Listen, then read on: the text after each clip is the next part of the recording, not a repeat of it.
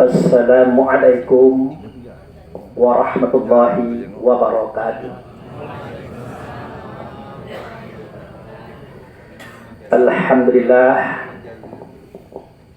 Alhamdulillahillazi arsala rasulahu bil huda wa dinil haq liyudhhirahu 'ala dini kullihi walau karihal musyrikun.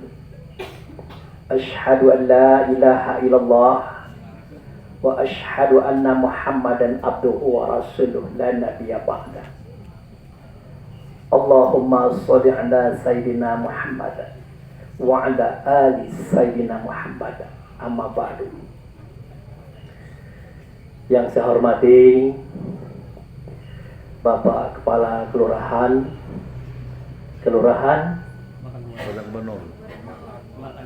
Pematang Gubernur atau yang mewakilinya.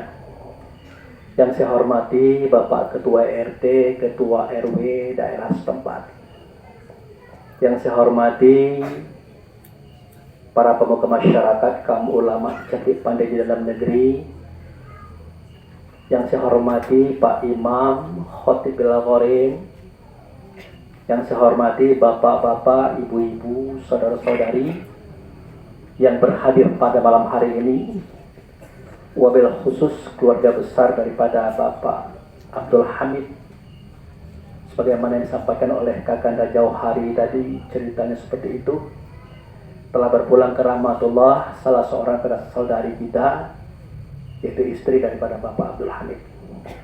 Semoga harapan kita, doa kita akan dikabulkan oleh Allah Subhanahu wa Ta'ala untuk keselamatan beliau hingga hari nanti. Kemudian kehadapan ikutan kita Nabi Muhammad Rasulullah Sallallahu Alaihi Wasallam, kita menyatakan sholawat Allahumma sholli ala Sayyidina Muhammad wa ala ali Sayyidina Muhammad. Amma ba'du. Bapak-bapak, ibu-ibu yang saya hormati, ini malam yang kedua ya nih. Jadi semoga Allah merahmati semua kita yang sudah berkenan hadir memberikan si tawar dan si dingin kepada saudara besar kita ini. Dan semoga juga kedepannya kita waspada, karena masalah pulang kehadirat Allah ini tidak tahu Ibu. Hari ini Pak Ustadz Abu Fikri berdiri di depan kita, besok beliau baru pulang. Saya yakin bapak-bapak tidak percaya. Semalam ini ceramah di rumah Pak Abdul Hamid. Tapi Allah berkehendak lain. Misal Bu ya. Ya daripada saya memisalkan kepada orang lain, mendingan saya misalkan kepada diri saya sendiri. Jadi tidak ada kesan menyumpah orang. Baik Bapak Ibu yang saya hormati, kita mulai saja penyampaian takziah ini. Namun sebelumnya kepada orang tua saya, di depan orang tua saya galau, saudara saya galau, ada Pak Ustadz Agus Mir di sini. Seandainya nanti dalam penyampaian itu kurang cocok ke selera Pak, saya mohon maaf. Namanya ilmu basi setampuk pinang. Setahun jagung kata orang. Tapi tidak apa-apa. Pakai tentang jauh tuh, yang penting kita sampaikan amar ma'ruf nahi mungkar, ya kan ya? Baik Bapak Ibu yang saya hormati, sebagaimana yang kita ketahui, setiap kita ini pasti akan berpulang ke hadirat Allah. Itu pasti itu Ibu ya. Yakin Bu? Ada yang tidak kebalik? Tidak ya, balik galau. Jadi benarlah kata Allah dalam Al-Quran itu, kullu nafsun dha'iqatil maut summa ilaina turja'un. Jadi setiap diri itu pasti merasakan mati, kemudian kepada kamilah kamu dikembalikan. Jadi kalimat ini pendek, tapi maknanya dalam. Kenapa saya katakan pendek tapi maknanya dalam? Jadi ayat itu menunjukkan bahwa Setiap diri pasti merasakan mati, kemudian kepada kamilah kamu dikembalikan. Setelah kita pelajari ayat ini, ternyata dia menunjukkan bahwa pada batang tubuh kita yang satu ini, ya Bu ya, batang tubuh ibu berapa? 2 atau 1? 1. Ternyata pada batang tubuh kita yang satu ini terdapat 2 diri, Pak. Ada diri yang mati, ada diri yang kembali. Nah, pertanyaannya, diri yang mati itu mana, Pak Ustaz? Nah, diri yang mati itu, itulah yang dimandikan, dikafani, disolatkan, lalu dikuburkan. Nah, itu diri yang mati, Bu ya. Tapi Pak Ustaz, kami tengok bergerak-gerak, kami tengok berkata-kata. Cak mana ceritanya? Nah, kelak ada ceritanya. Jadi diri yang mati pada kita itulah diri yang dimandikan, dikafankan, disolatkan, dikuburkan. Nah, itulah namanya jasad, badan, tubuh atau casing gitu. Tahu casing, Bu? Casing itu istilahnya tuh kalau pisaunya sarung pisau. Kalau kitanya baju, kalau HP-nya ya casing. Rupanya badan, tubuh, jasad itu adalah casing. Nah, kalau dia itu adalah casing, berarti bukan kita. Kenapa sedemikian? Diri yang mati ini, itulah badan jasad yang kita kubur tadi. Yang itu bukan itu. Yang itu itulah yang disampaikan oleh ibunda kita tadi, yaitu innalillahi wa inna ilaihi raji'un. Kita datang daripada Allah, masuk ke dunia, masuk ke tubuh, dipari ke dalam hati, habis masuknya keluar dari hati, keluar dari tubuh, keluar dari dunia. Nah, itulah kita. Jadi kita itu adalah ruh. Jadi diri yang mati itulah tubuh, badan, jasad kita. Diri yang kembali itulah roh kita. Nah, roh itulah diri kita yang sebenarnya. Jadi Bapak Ibu yang saya hormati, dalam kajian diri ini, kadang-kadang kita tidak terpikirkan gitu. Seketika kita mendengar, seketika kita melihat, seketika kita berbicara, seketika kita berpikir, seketika kita bekerja, jarang kita bertanya, siapakah yang mendengar di telinga itu? Siapakah yang melihat di mata itu? Siapakah yang berpikir di otak itu? Siapakah yang merasa di hati itu? Dan siapakah yang bekerja pada tubuh itu? Jarang kita tanya itu.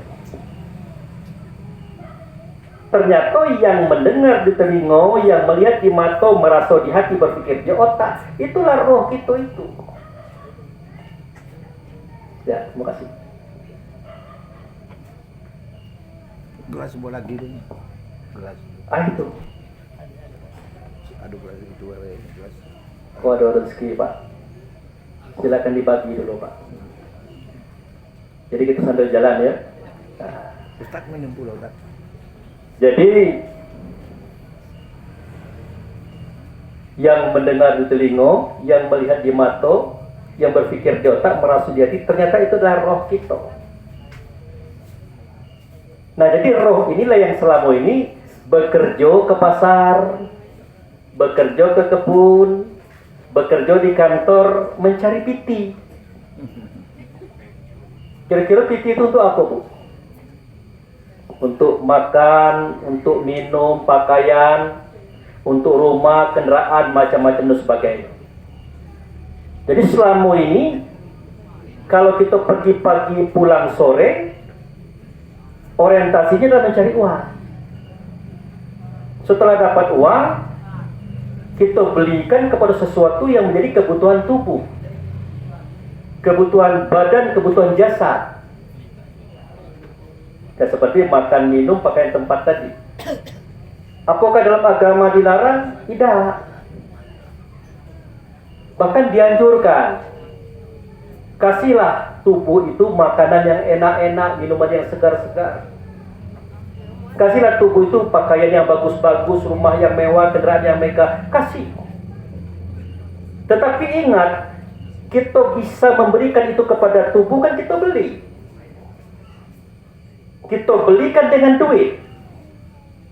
Duit didapatkan dengan kerja. Yang kerja itu siapa, Bu?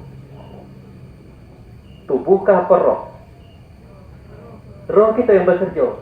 Artinya, apa yang kita makan, kita minum selama itu adalah hasil pekerjaan roh. Hasil pekerjaan diri kita yang sebenar diri.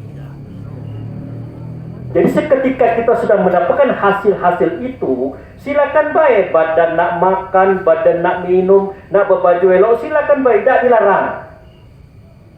Tapi tolong diingat pula roh ini. Roh ini kan nak makan juga. Roh ini kan nak minum juga. Roh itu nak senang-senang juga. Tolong dipikirkan juga itu. Nah kadang-kadang kita pun tidak adil. Roh kita gunakan untuk bekerja mencari uang, uanglah dapat banyak untuk menyenangkan batang tubuh, untuk menyenangkan jasad, untuk menyenangkan bangkai. Roh kita abaikan. Padahal roh itu nanti setelah dia habis tugas, sampai ajalnya, sampai masanya, dia akan keluar dari hati kita, akan keluar dari tubuh kita, akan keluar dari dunia kita. Nah, dia nak balik. Balik ke mana? Kalau menurut ayat tadi kembali kepada Allah kan? Tetapi dikatakan oleh Allah bahwasanya dia kembali ke suatu alam namanya alam barzah. Alam barzah itu alam batas.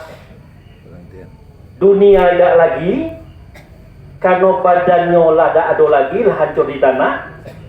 Akhirat belum. Karena hari belum kiamat. Nah, kalau dia orang baik, posisinya di aliyin. Kalau dia orang yang tidak berhasil, gagal, posisinya di asijin. Nah, itulah alam barzah. Nah, di alam barzah ini nanti Allah memberikan suatu fasilitas kepada kita. Yang fasilitas itu harus ada. Kalau tidak ada, saro gitu. Apa kata Allah? Wa basyiril ladzina amanu wa amilus shalihat anna lahum jannatin tajri min tahtihal anhar kullama ruziqu minha minas sama wa rizqa qalu hadzal ladzi ruziqna min qablu wa bihi mutasyabiha wa lahum fiha azwajun mutahharah wa hum fiha khalidun. Muhammad, kecek kelak ya orang-orang yang beriman.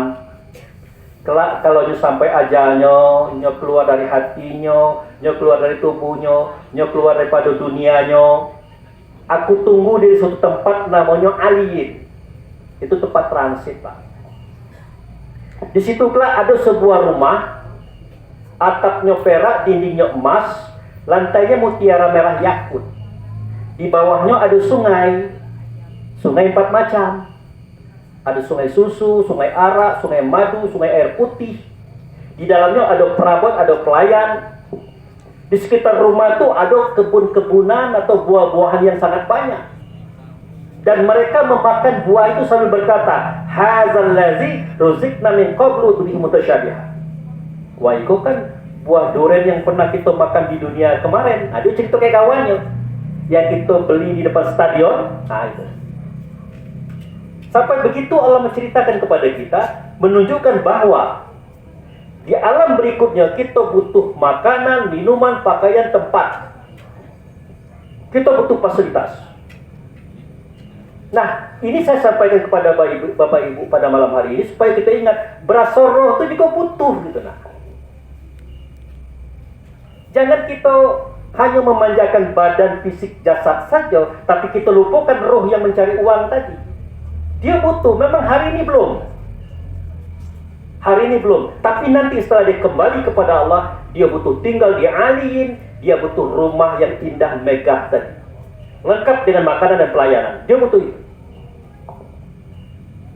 Lalu cak mana Pak Ustadz supaya dia bisa mendapatkan itu? Nah, caranya adalah setiap perbuatan baik kita silakan kita lakukan. Kepada diri kita berbuat baik, keluarga kita, tetangga kita, kaum kerabat kita, silakan. Kita cari piti, kita nafkahkan anak istri kita, bersedekah dengan kawan-kawan, kaum kerabat dan orang lain, silakan. Ada orang meninggal kita datang, ada orang menikah kita datang, ada orang mendoa pun kita datang. Pokoknya kita bantu orang, silakan. Jadi semua kebaikan-kebaikan yang kita buat itu, itulah yang nantinya bakal diganti oleh Allah dengan fasilitas. Itulah nantinya akan diberikan oleh Allah sebagai ganti kita, pembayar kita. Di mana gantinya? Nanti dialihin tadi, ditunggu. Silakan. Pak Ustadz, kami kok kalau cerita model itu rajin kami kok. Anak bini kami kan kami kasih makan minum, kami kasih pakaian, kami sekolahkan. Bagus. Tetangga kami bantu, kami tolong. Bagus. Sudah tuh banyak lagi bantuan-bantuan kami kepada masyarakat. Bagus. Nah, apakah itu nanti menjadi fasilitas Pak Ustadz? Jawabnya, insya Allah. Jawabnya, apa bu jawabnya? Insya Allah. Jika Allah mengindaki, jika Allah mengizinkan. Lah ngapa cak itu bahasanya Pak Ustaz? Jika Allah mengendaki, jika Allah mengizinkan. Ngapa cak itu bahasanya? Harus cak itu bahasanya. Karena segala bentuk kebaikan kita ini akan diiyakan oleh Allah, akan dijadikan oleh Allah fasilitas. Ada syaratnya Bapak, ada syaratnya Ibu. Jangan kita kira setiap orang berbuat baik akan mendapat ganjaran baik dari Allah. Belum tentu. Walaupun itu baik, walaupun itu benar. Lah apa cak itu Pak Ustaz? Nah, kita dengarkan hadis Nabi. Apa kata beliau? Inna awalu yuhasibu min amali bani Adam as-salat. Sesungguhnya yang pertama kali Allah tengok tentang amal anak Adam, masalah sholatnya dulu. Tidaknya nengok-nengok kita bersedekah ke anak bini, kita ngasih tetangga uang, kita memberikan kebaikan ke orang banyak. Allah tidak nengok itu. Tengok sholat kita dulu. Nah, apakah sholatnya baik atau bagaimana? Iza sholahat faqad sholahat kullu amaluh. Kalau sholatnya bagus, maka baguslah semua amalnya, pahalanya, fasilitasnya. Kalau sholatnya buruk, buruklah amalnya, buruklah fasilitasnya, buruklah pencapaiannya. Artinya, sholat yang menentukan. Kalau kawan tidak sholat, macam mana Pak Ustaz? Itu payah saya menjelaskannya Pak. Susah saya menerangkannya. Tetapi dari kalimat tadi jelas kata Nabi, kalau bagus sholatnya, baguslah fasilitas akhiratnya. Kalau buruk sholatnya, maka buruklah fasilitas akhiratnya. Pak Ustaz, apakah ada sholat orang yang buruk? Sholat orang yang salah? Jawabnya ada. Kita jangan mengira orang-orang yang sholat itu adalah benar galo-galonya, tidak juga. Kita jangan mengira orang yang sholat itu masuk surga. Jangan dulu. Ngapa cak itu? Karena ada ayat Quran yang mengatakan fawailul lil musallin, ya kan? Aduh. Apa artinya? Celakalah orang yang sholat. Nah, orang sholat celaka. Fawailul lil musallin allazina hum fi sholatihim sahun. Celakalah orang yang sholat, yang di dalam sholatnya dia lalai. Nah, orang yang sholat lalai, udah kecebur. Kecebur artinya Allah tidak menghijaukan kebaikan. Yang pasti kalau dia sholat tidak bagus, kecebur itulah. Nah, dari sini kita baru tahu ternyata sholat ini menentukan. Jadi oleh karena Bapak Ibu, termasuk saya juga yakin bakal berpulang ke hadirat Allah nantinya, ini perlu dipertimbangkan. Ini perlu difikirkan, jangan lidah. Daripada kita bertemu malaikat maut nanti. Abu Fikri, ya Pak? Bisa Bu ya? Sudah siap? Siap. Udah. Saya berbaring. Kata malaikat maut, kelak dulu. Saya putar film dulu. Diputar film. Film dari saya bayi sampai saya mati itu diputar Pak. Segala kita aja itu. Ditunjukkan galau segala kebaikan kita, tunjukkan galau. Semua apa yang kita lakukan pada orang yang bagus-bagus ditengokkan galau. Nah, dan kemudian baru ditampakkan hasil. Ada rumah mewah, gedung mewah, istana mewah, makanan lemak-lemak, bidadari, macam-macam. Ditengokkan galau kayak gitu. Tapi kata malaikat maut, semestinya ya seperti ini, kata dia. Tapi karena kamu sholat tidak bagus, karena sholat kamu tidak beres, kamu lalai dalam sholat kamu, ini jadi persoalan. Jadi persoalan jak mana? Jadi persoalan tidak selesai, amal kamu tidak jadi fasilitas. Ini kita cerita orang yang sholat tapi sholat tidak bagus Pak. Makanya banyak orang-orang baik, orang-orang yang sholat itu seketika dia menghadapi malaikat maut keluar air mata Pak. Nangis. Sambil dia berkata di hatinya, Rabbana absorna wa sami'na farji'na na'mal sholihan. Ya Allah, akulah nengok nian, lan dengarnya lan ngadok nian. Ternyata kebaikanku selama ini ternyata belum membuahkan hasil ya Allah. Ya karena sholatku itu tidak beres. Oleh karena itu farjina na'mal sholihan. Balikkanlah aku ke dunia sebentar baik. Na'mal soleh. Soleh itu sholat artinya. Nah, sholat yang bagus, tapi kita di depan malaikat maut. Nah, ini kacau Pak. Ini saya tidak cerita orang tidak sholat ya. Kalau tidak sholat itu lah tahu kita barang ceritanya. Nak balik ke dunia sebentar baik, nak memperbaiki sholat supaya sholat itu bermakna, menghasilkan. Ya kata Allah dapat cak lagi habis masuk.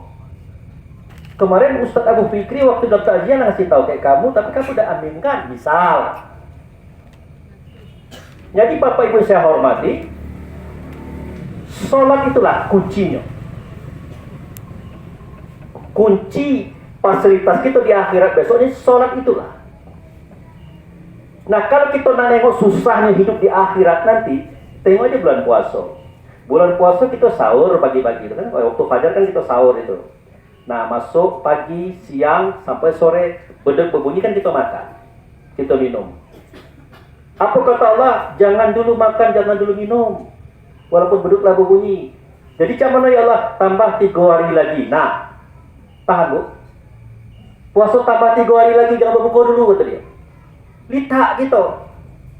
3 hari baik ditambah oleh Allah waktu untuk berpuasa, tidak tahan. Apalagi di situ tidak makan-makan dan minum-minum, apa kita tahan gitu? Tidak mungkin. Nah oleh karena itu Bapak Ibu yang saya hormati, dalam kesempatan yang singkat ini saya informasikan, hati-hati dalam masalah sholat. Mulai dari kita berwudu, hati-hati kita berwudu. Hati-hati berwudu. Wudu itu berarti mengangkat kotoran fisik dan mengangkat kotoran hati. Makanya kalau kita tengok di surat Al-Maidah ayat 7 itu, ada suatu surat yang agak aneh, yang bunyinya, Iza kuntum ila sholah faksilu wujuhakum wa aydikum ila murafiq wa ru'usikum wa arjulikum ila ka'bain. Kalau kamu nak sholat, kata Allah melalui Rasul, cuci dulu muka kamu. Nah, muka dulu yang cuci. Sudah itu tangan kamu hingga siku, kepala kamu dan kaki kamu. Ngernyet kening sahabat, ya Rasulullah, aku tidak salah cerita. Kata Rasulullah, apa yang salah? Lah selama itu kan engkau ceritakan wudu itu kan telapak tangan dulu. Tidak pernah terjadi muka duluan. Tapi ngapo ayat yang engkau mengatakan muka duluan? Jadi yang mana yang benar itu? Nah kata Nabi, dua-duanya benar. Tapi yang tangan duluan, telapak tangan duluan itu kajian syariat. Kajian secara umum. Tapi kalau wajah duluan itu kajian hakikat. Kajian mendalam. Maksudnya apa ya Rasulullah? Maksudnya Caiko, muka itu kan jendela hati. Nah, kalau hati itu panik, kan nampak di muka. Kalau hati itu riang, kan nampak di muka. Kalau hati itu kecewa, tampak di muka. Jadi yang Allah maksudkan itu, bersihkan hatimu, bukan mukamu. Nah, itu kata Nabi. Sebenarnya bukan perlu hati, karena hati itu daging merah, darah beku. Tetapi bersihkanlah yang di dalam hati itu. Artinya roh tadi yang dibersihkan, Bapak. Roh tadi yang dibersihkan. Kenapa? Karena sudah banyak masuk dosa kepada dia. Nah, tempat masuk dosa itu ada 8 pintu. Itulah anggota wudu, termasuk telapak tangan, hidung, mata, macam-macam itu tadi. Jangan pernah kita mengira kita sudah berwudu. Ya, kita sudah berwudu. Kita sudah berwudu, kita sudah baca doa Allahumma ja'alni minat tawabina wa ja'alni minal mutatahhirin, sudah bagus dari rumah ke masjid. Nah, di jalan datang kawan. Bu, ngapo? Tahu tak ibu tetangga ibu yang mana jauh sebelah itu ngapo? Lambok bini orang pulonyo. Lampu pe. Perasaan kita biasa-biasa baik. Secara fisik tidak ada kotoran yang menempel ibu. Tidak ada kotoran. Tetapi secara non fisik, secara batin, roh kita sudah kotor. Nah, itu yang dimaksud dengan wudu itu. Jadi hati-hati bu ya, kalau sudah berwudu bu ya. Tidak boleh lagi ngupe orang, itu nanti batal dua-duanya. Ya. Sampai ke tingkat orang tua kita pernah ngomong, kalau kamu sudah berwudu, bapak jangan nyenggol ibu lagi. Ibu, kalau kamu sudah wudu, jangan nyenggol bapak lagi. Kenapa? Batal air wudu. Ada itu pak? Ada bu? Nah, tetapi dalam hadis Nabi sudah berwudu cium Aisyah dia. Nabi sedang tahajud terkena kaki Aisyah dia. Idahnya ulang wudu. Cak mana cerita ni Pak Abu Fikri? Nah itulah kira-kira dalam kajian-kajian tasawuf itu dibuka. Rupanya maksud Allah dan Rasul itu begini Pak. Kita harus tahu dulu. Kita harus tahu dulu. Jika kamu menyenggol wanita, wahai laki-laki, maka wudumu diulang. Jika kamu menyenggol laki-laki, wahai wanita, maka wudumu diulang. Pernahkah kita berpikir, kenapa saya dikatakan laki-laki? Kenapa ibu dikata perempuan? Pernah ibu bertanya, kenapa ibu dikatakan Tino? Kenapa kita dikatakan laki-laki? Sebab ada tandonya. Tando itulah yang dikatakan laki-laki. Tando itulah yang dikatakan perempuan. Nah itu tidak boleh disenggol-senggol itu. Paham bu maksud saya? Ya? Oh tidak mungkin Pak Ustaz kami nak megang-megang. Bukan begitu. Ingatan kita, perasaan kita, hayalan kita arahnya ke situ. Selesai urusan. Artinya masalah ruhnya hati-hati ya. Makanya Umar bin Khattab dari rumah waktu dia jadi khalifah nak ngimam lewat dia. Tahu-tahunya lewat di samping sumur. Ada anak gadis sedang mandi, anak gadis kan pakai basahan nempel ke kulitnya, terbayang. Oleh Umar karena dia tidak berdosa, dia larikan ke arah bininya. Biar tak berdosa kata dia. Waktu sedang sholat, kebablasan. Terbayang dia jatuh tengah malam ke bininya. Berhenti dia sembahyang bu. Teringenya sedang duduk, akhirnya digantikan. Tentu maju sahabat yang lain. Setelah sholat ditanya, Mang, ngapo minggir?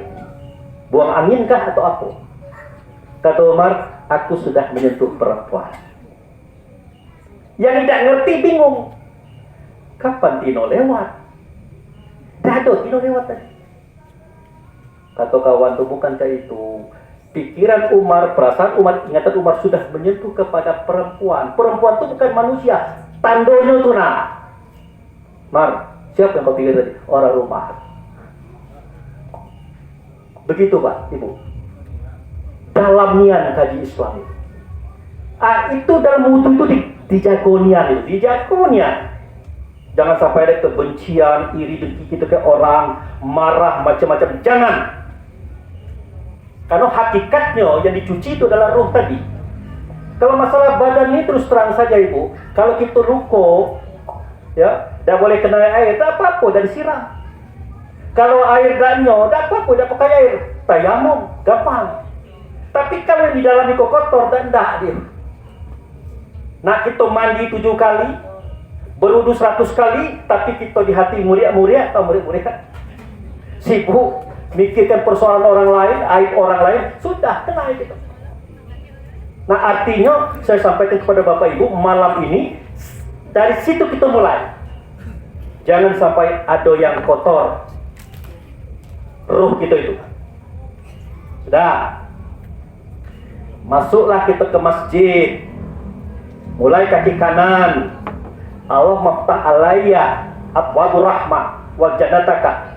Ya Allah, bukakan bagiku rahmat engkau, yaitu surga engkau. Masuk. Dah. Imam di depan, kita di belakang. Nah, mulailah imam mengangkat takbir. Allahu Akbar. Nah itu. Ini kita sudah masuk pada sholat ini. Inilah kunci kita dapat fasilitas atau tidak. Nah, pertanyaan saya pada bapak-bapak, ibu-ibu, sewaktu kita sholat Allahu Akbar, ingatan kita kemana? Kemana Pak? Ngaput aja Pak. Kemana Pak? Macam-macam. Ke mall, betul? Ke kebun, ke pasar, apalagi nak lebaran, kue, betul Bu? Baju baru, betul Pak? Sawit belum panen. Iya kan? Pernahkah kita bertanya, kalau ini cara kita sholat, apa yang terjadi dengan amal kita yang banyak itu?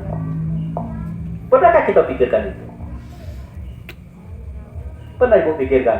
Kalau kami sholat itu macam mana Pak Ustaz tentang kebaikan kami? Nah itu yang saya tanyakan. Pernahkah Ibu pikirkan kalau itu cara sholat Ibu, bagaimana dengan amal Ibu besok? Karena sholat itu tidak cah itu. Mana ada? Kata Rasulullah, kalau kamu sholat, boleh kamu ke pasar, niat pasar boleh. Kalau kamu sholat, boleh kamu ke kantor, niat kerja di kantor. Ada tidak Nabi ngomong kayak itu? Tidak ada. Yang ada adalah seketika kamu sholat, kamu harus khusyuk, konsen berhadapan dengan Allah. Nah itu. Kalau tidak cak itu, selesai urusan kamu. Selesai maksudnya adalah semua amal kita, kebaikan kita menjadi itu selesai, tidak jadi. Itu yang fawaidul lil musallin, orang-orang yang celaka dalam sholat ini kemana-mana. Itulah dia. Nah malam itu saya tidak perlu nak ceramah panjang-panjang ini, tapi ini perlu saya sampaikan. Jadi Bapak Ibu yang saya hormati, antara sembahyang dengan sholat itu tidak sama. Itu harus dicatat. Kenapa itu Pak Ustaz? Nah, kalau nak nengoknya tengok surat Toha ayat 14. Innani anallah la ilaha illa ana fa'budni wa aqimi shalah li zikri. Sesungguhnya aku ini adalah Allah, wahai Musa. Tidak ada Tuhan selain aku. Oleh karena itu, sembahyanglah kepadaku. 1. Dan dirikan sholat. Ya, sembahyanglah kepadaku dan dirikan sholat. Nah, beda kan? Nah, dalam sholat kelak yang kami sayo, kata Allah. Rupanya sembahyang itu yang tegak, ruku, i'tidal, sujud duduk, itulah yang dari Allahu Akbar sampai salam, itulah yang sembahyang. Tapi kalau sholat mengingat aku, artinya dengan ingatan. Sholat itu ingatan. Lah kalau ingatan kita pergi ke mall, ke kantor, ke pasar dalam kondisi seperti itu, jadi tidak kita sholat? Tidak jadi. Makanya Allah dan Rasul mengajarkan kepada kita, Bapak Ibu saya hormati, apa bunyinya? Tengok dalam surah Al-Baqarah. Siap Bu? Wa min haitsu kharajta fawali wajhaka satrul masjidil haram. Wa min haitsu ma kuntum fawalu wajhaka satra. Dari mana baik kamu keluar, dimanapun kamu berada, hadapkanlah wajahmu ke Masjidil Haram. Satu, wajahmu.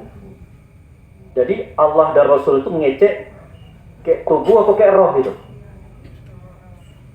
Kayak siapa? Kayak roh, benar. Kalau tubuh tidak pacak dengar, kalau roh sudah ada. Jadi Allah dan Rasul itu ngomong kayak roh. Artinya, wahai roh, dari mana saja kamu keluar, dimanapun kamu berada, hadapkan wajahmu. Wajah roh itu apa? Bukan itu, Pak. Itu wajah tubuh. Wajah roh itu ingatan tadi. Ingatan itulah wajah roh.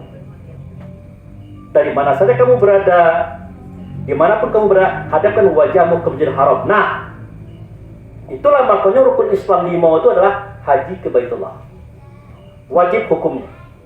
Kalau kita mampu. Kalau tidak, umroh. Tidak juga apa boleh buat kita nonton video, kita nengok posternya. Supaya kita gampang mengingat. Nah, sudah. Kenapa di Masjidil Haram? Ada apa? Ternyata di situ ada tanda Baitullah. Tanda Baitullah hakikat, yaitu Ka'bah. Maka Allah berkata, "Falyabudu rabb hadzal bait." Kau sembah Tuhan di rumah ini. Dia tunjuk ke situ. Sudah? Nah, apa lagi? Yang ketiga, fatahrizu min maqami Ibrahim shalah. Artinya depan Ka'bah ada maqam Ibrahim, kamu ambil sebagai maqam Ibrahim. Nah, disitulah kamu sholat. Disitulah kamu tegak, ruku, i'tidal, sujud. Disitulah kamu membaca dengan ingatanmu. Dengan ingatan kita tadi. Dan jangan kemana-mana. Kalau kamu melenceng kemana-mana, nah itu berarti kamu lalai di dalamnya. Itu perintah. Maka itu saya katakan, kajian agama ini adalah kajian kebatinan. Kajian gaib. Dan pacak tidak harus kita pelajari. Nah, Pak Ustadz, kalau kami tidak nak pakai sholatnya itu cak mana? Nah, silakan dibuka surah Al-Anfal ayat 35. Nah, bertemu kan itu. Apa jawabnya? Wa makana sholatahum indal bait mutaka wa tasdiyah fazukum azaba bima kuntum takfurun. Nah, itu dia. Sholat mereka yang di sisi Baitullah, artinya bukan di situ. Sama baik kayak bersiul-siul, kayak bertepuk tangan baik. Bersiul-siul itu artinya begini, suaranya elok, tajwidnya bagus, makhrajnya bagus, sehingga banyak orang sedih, banyak orang terharu mendengarnya, bahkan ada yang menangis. Saking eloknya suara Pak Imam tadi. Tetapi Pak Imam tidak sholat di situ, sama kayak kita juga ke mall kemana-mana dia. Nah, sama kayak bertepuk tangan saja. Apa yang terjadi? Kalau kamu sholat itu, kalau kamu sholat di luar daripada Baitullah tadi, maka sholat kamu sama kayak bersiul-siul baik, sama kayak bertepuk tangan saja, rasakan ke kamu azab. Di azab. Kenapa ada kalimat azab di situ? Nah, ini ceritanya. Karena Bapak Ibu saya hormati, seketika kita sholat seperti yang Allah katakan tadi, Maka Allah berjanji pada surat Al-A'raf ayat 43. Nanti Bapak lihat. Wa nazza'na ma fi sudurihim min ghairin tajri min tahtil anhar. Di tempat yang mengalir air di bawahnya, itu air Zam-Zam, disitulah aku cabut penyakit hati mereka. Kita ini kan punya penyakit hati, Pak. Suka benci ke orang gitu. Iri ke orang, dengki ke orang, mane-mane ke orang, ngupe orang, macam-macam. Banyak penyakit hati gitu. Nah itu kalau tidak dicabut-cabut oleh Allah setiap kita sholat, itu akan numpuk, Pak. Akibatnya fi qulubihim maradun fazadahumullahu marada. Dalam hati mereka itu ada penyakit, kalau tidak pernah dicabut-cabut, bertambah-tambah. Kalau bertambah, melimpah dia, merembet ke mana? Merembet ke badan, ke jasad ini. Makanya kita sering sakit. Ya kecuali lah uzur, kalau dan jauh lah uzur beliau lah. Umurnya lebih dari 50. Kalau umur masih 25, 30, penyakitan. Efek dari situ, Pak. Efek daripada gejala penyakit hati tadi. Kita sadari atau tidak, itulah efeknya kata Allah. Jadi kalau bapak-bapak, ibu-ibu ada yang buka terapi Islam, pasti dia lari ke situ. Karena ada rumusnya itu. Mengapa timbul hawa? Karena anasir angin telah memenuhi segala rupa pada kita. Apa sifat hawa? Pantang kelintasan, dan tidak dengan orang kaya dikit, dan tidak dengan orang pintar dikit, dan tidak dengan orang ini dikit, berhasil dikit, mulai iri dia. Nah, berarti bapak ini sifatnya begini, tahu kita? Ngerti kita penyakit orang tua aku. Berarti bapak harus kurang-kurang yang ini. Tahu kita? Ya, jadi mana bapak tahu? Tahu ada rumusnya. Mengapa timbul nafsu? Karena anasir air telah jadi urat, benak, tulang pada kita. Kalau urat kita lo sakit-sakit, otak kita lo sakit-sakit, tulang kita sakit-sakit, pasti ini persoalan. Tahu kita. Makanya tabib mengatakan, bapak sering begini ya? Ya, pantang kerendahan, nak tinggi itulah, nak besar itulah, nak hebat sedio. Tahu? Nah, ini bapak uras kurang-kurangi biar penyakit bapak kurang. Ada empat macam. Kenapa timbul dunia? Karena anasir tanah telah jadi daging, kulit, bulu atau koma pada kita. Kebetulan sakit daging, sakit tulang, disebut galau. Berarti bapak suka begini ya? Jadi segala itu ada rumus juga dalam Al-Quran itu. Nah jadi intinya adalah, kalau kita penyakit hati tidak dicabut oleh Allah di dalam sholat itu tadi, kalau kita tidak di situ, itulah dia. Akhirnya duit banyak, mobil banyak, rumah megah, rumah mewah, tapi kita tidak pacak berjalan, pakai kursi roda. Mobil kita banyak, kawan kita banyak, tapi kita tinggal di rumah itulah. Makanan banyak, tak pacak kita makan kecuali sayur bening, tak perlu boleh pakai garam. Apa dah ampun nian gitu, tersiksa nian gitu. Dalam kondisi cak itu, kata dokter, makan obat ini, makan obat ini, lah apa terjadi? Badan lalita, kodrat kita lah lemah, disuruh makan obat terus. Ujung-ujungnya apa yang terjadi? Mati lagi. Nah, efek kenapa? Itulah yang disebut farzuku azaba. Kenapa? Bima kuntum takfurun, karena kamu kafir. Allah mengatakan kafir. Awak itulah sholat dikafir-kafirkan oleh Allah, dikafir-kafirkan oleh Rasul.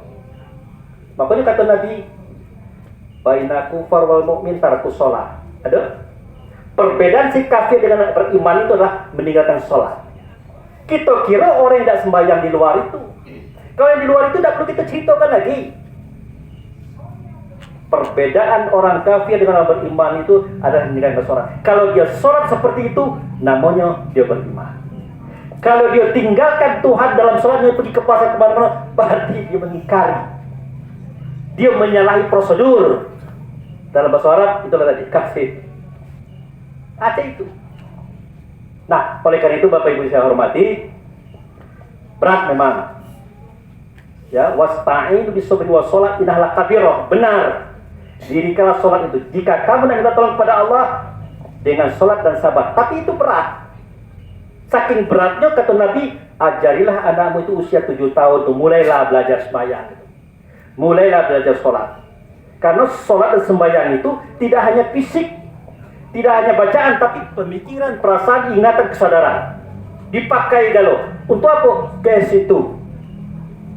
Pak Ustaz, kalau kita sekedar nengok Ka'bah tu bayar ponian lah Ka'bah itu. Kan batu yang dikasih baju hitam. Nah, kita tak boleh ngomong seperti itu. Karena zaman dulu, zaman kerajaan Abraha, beliau itu tanggal 1 Rabiul Awal mengadakan ekspedisi penyerangan Mekah. Tujuannya nak hancurkan Ka'bah itulah. Biar kita tidak tahu lagi alamat pertemuan dengan Tuhan dalam sholat. Itu tujuan dia. Tetapi Allah tidak mau. Makanya Allah jelmakan ribuan malaikat dalam bentuk burung ababil membawa batu dari matahari. Bayangkan kalau kena batu itu di kepala Pak, langsung meleleh badan kita. Saking hebatnya batu itu. Lalu untuk apa Allah melindungi Ka'bah itu? Untuk apa? Tidak ada lain kata untuk kita menjadi itu patokan ketika kita sedang sholat. Ini ada kawan, cuman batu ini aja Pak, kami pernah nepuk cahaya ini. Betul. Tapi tengok sejarah itu. Jangan tengok Ka'bahnya, tapi tengok posisinya. Itulah tempat keramat, tempat di mana kita bisa berdialog dengan Tuhan. Ditunjukkan di situ oleh Allah. Tapi ini karena kita takziah kan baca panjang-panjang kan. Sebenarnya situ ada babu salam juga. Babu salam itu pintu gaib, tempat keluar roh kita masuk ke tubuh, nanti balik ke situ lagi. Tapi intinya adalah laksanakanlah sholat seperti itu. Mudah-mudahan apa yang kita buat, kebaikan kita akan dijelmakan menjadi fasilitas. Itu aja intinya Pak. Berikutnya mungkin di hari yang lain kita sampaikan. Ya Bu ya? Ya enggak yang panjang-panjang, tapi waktu juga. Ya dah? Padahal ada lagi itu. Cerita gaibnya ada, tapi waktu kita pendek. Itu aja Bapak Ibu yang saya hormati. Jadi Ayunda kita ini, kita harapkan beliau selamat, baik-baik saja, hadir di depan Allah dan diposisikan dalam surganya. Ya kan? Pak Ustadz, cak mana kita sholat itu tadi? Itu udah urusan kita itu. Itu urusannya dengan Tuhan. Tugas kita adalah mendoakan, ya, menyolatkan, menguburkan. Itu tugas kita. Nah, Pak Ustadz, kami tengok dan jauh tadi ngatakan sholat bersama, yasinan kan ya, tahlilan, kata jemau seberang, kata orang seberang. Wah, tidak ada itu. Gak benar itu, kata orang seberang. Tak seberang mana udah tahu lah. Nah, jadi pernah saya dulu Pak dipersoalkan orang tentang itu. Saya katakan, kenapa Anda katakan yasinan, tahlilan itu tidak diajarkan Nabi, tidak akan bermanfaat? Kenapa Anda katakan itu? Hanya keluarkan dalilnya. Nabi tidak pernah melakukan itu, kata dia. Nah, saya katakan, maksud dia itu Pak, kenapa baca Yasin? Nah, itu. Saya katakan, apakah di zaman Nabi Muhammad sudah ada surat Yasin? Saya tanya itu. Oh, sudah ada. Al-Fatihah, ini ada galau. Akhirnya saya buka Sion. Bapak, ingat ya, di zaman Nabi dulu, semua catatan wahyu itu ditulis di atas pelepah kurma, batu-batu, kayu-kayu, tulang-tulang. Waktu itu belum ada juz, belum ada nama surah, belum ada ayat. Nah, setelah zaman Abu Bakar, 2 tahun Rasul wafat, baru dituliskan di sebuah lembaran kain. Di zaman Utsman, tahun 40 Hijriah, baru dibukukan. Nah, kalau Nabi tidak ada Yasinan, wajar saja, karena surah Yasin waktu itu belum ada. Tapi Nabi membaca Quran. Tentu ada Yasin juga, ada Al-Kahfi juga, ada Toha juga. Tuh. Yang kedua, Bapak katakan tahlilan itu bid'ah. Padahal bid'ah itu sederhana ya, Pak. Apa kata Nabi? Al bid'atu dolalah. Adolalah finar, ya kan? Yang bid'ah itu adalah yang sesek-sesek. Yang sesek pasti masuk neraka. Kan jelas kalimat itu. Bid'ah itu lah yang sesat-sesat. Yang sesat pasti masuk neraka. Memangnya baca Quran kok salah? Memang baca Quran itu sesat? Tidak, cuman beliau itu kurang mendalami. Nah, akhirnya saya masuk ke tahlil. Kira-kira yang mana yang tidak diajarkan Nabi? Yang tahlilan itu tidak. Oke, saya katakan, coba buka dulu. Ada tak situ nyimpan? Wah, maaf baik nyimpan. Nah, berarti tidak tahu. Akhirnya saya katakan, coba buka lembaran tahlil tadi. Pertama ada Al-Fatihah. Nah, Al-Fatihah. Kedua, Qul huwallah. Qul a'udzu birabbil falaq, Qul a'udzu birabbin nas, Alif Lam Mim, ayat kursi billahi ma fis samawati. Ada salawat, ada tasbih, ada zikir, ada istighfar. Yang mana yang salah? Akhirnya mikir juga. Iya juga. Nah, ketika kami dekat itu Pak Abu, nah makanya kelak dulu kita nyalakan kawan, pelajari dulu. Ternyata Bapak Ibu saya hormati, bacaan surat Yasin, tahlilan tadi doa kita bersama, itu bermanfaat bagi mereka yang berpulang ke hadirat Allah. Termasuk kita sholat jenazah tadi, itu membantu beliau. Itulah tugas kita. Nah, jadi jangan dihubungkan dengan kajian kita yang pertama tadi. Itu beda. Itu khusus pribadi kan. Kalau gagal, kita bantu dengan yang ini. Bapak kawan ngabiskan galau-galaunya, loncongnya apa? Tak sebagian tolong. Itu.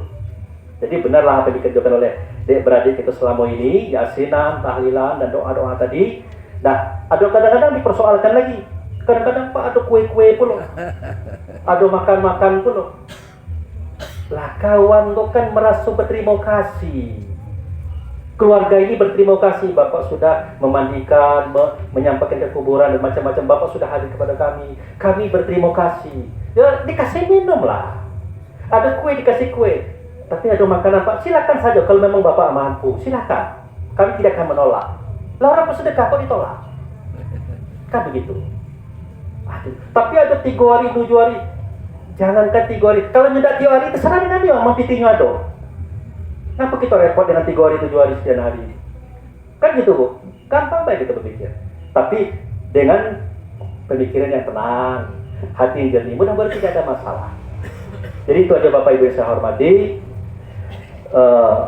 Kedepannya kepada keluarga besar, di samping kita sabar melepas beliau ini, kita doakan, kita yasinkan, kita tahlilkan, kita terus bersedekah, jangan lupa nama beliau. Mudah-mudahan Allah memberikan kebaikan kepada beliau. Kalau tidak seperti itu Pak, dan mungkin Allah dan Rasul mengajarkan kita sholat jenazah. Karena sholat itu penting bagi beliau. Gitu. Pokoknya kita yakinlah Allah itu pengasih penyayang. Tidak cak kita. Kita doa dah. Apa dah doa? Nama beliau ini siapa? Rosmiati bin Yunus. Rosmi binti Yunus. Rosmiati binti Yunus. Rosmiati binti Yunus. Rusmiati binti Yunus ya. Baik Bapak Ibu yang saya hormati, kita ikhlaskan hati berdoa kepada Allah untuk saudari Rosmiati binti Yunus. Na'udzubillahi minasyaitonirrajim. Bismillahirrahmanirrahim. Alhamdulillahirabbil alamin.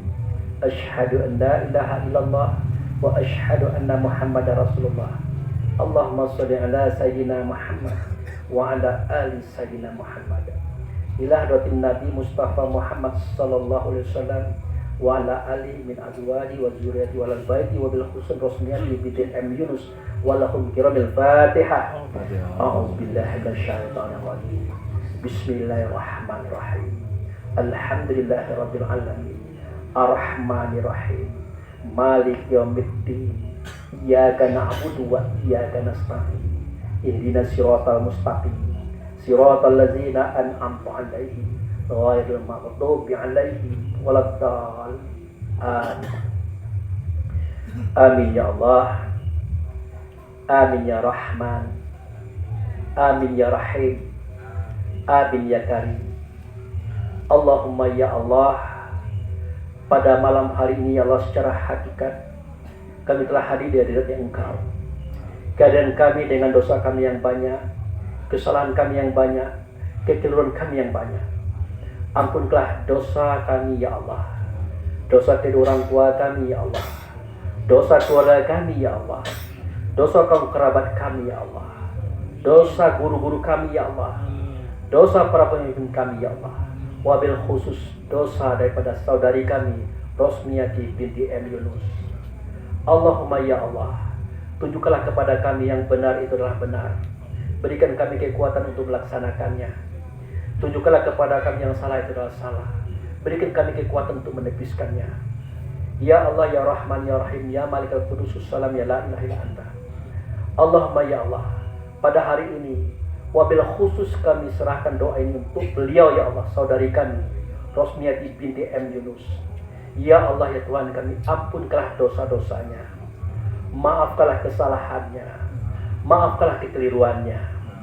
Ya Allah ya Tuhan kami, setiap kebaikan yang telah beliau buat, setiap kebenaran yang telah beliau buat, jangan dibatalkan ya Allah.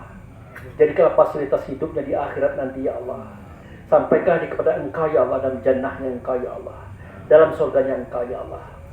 Ya Allah Tuhan kami, sabarkanlah keluarga yang ditinggalkannya, suaminya, anak-anaknya, dan yang ada tolannya ya Allah. Rabbana fataqabbal minas sholatana wa siyamana wa takasu'ana wa tadaru'ana wa zikrina wa qira'atal Qur'an wa innaka ghafurur rahim. Rabbana atina fid dunya hasanah wa fil akhirati hasanah wa qina azabannar. Rabbana subhanaka rabbil izzati amma yasifun wa salamun ala mursalin walhamdulillahirabbil alamin. Demikian Bapak Ibu yang saya hormati, terima kasih atas semua doa-doanya. Semoga doa kita dikabulkan oleh Allah dan jadi fasilitas bagi beliau di alam berikutnya. Demikian terima kasih. Wabillahi taufiq wal hidayah. Assalamualaikum warahmatullahi wabarakatuh. Waalaikumsalam.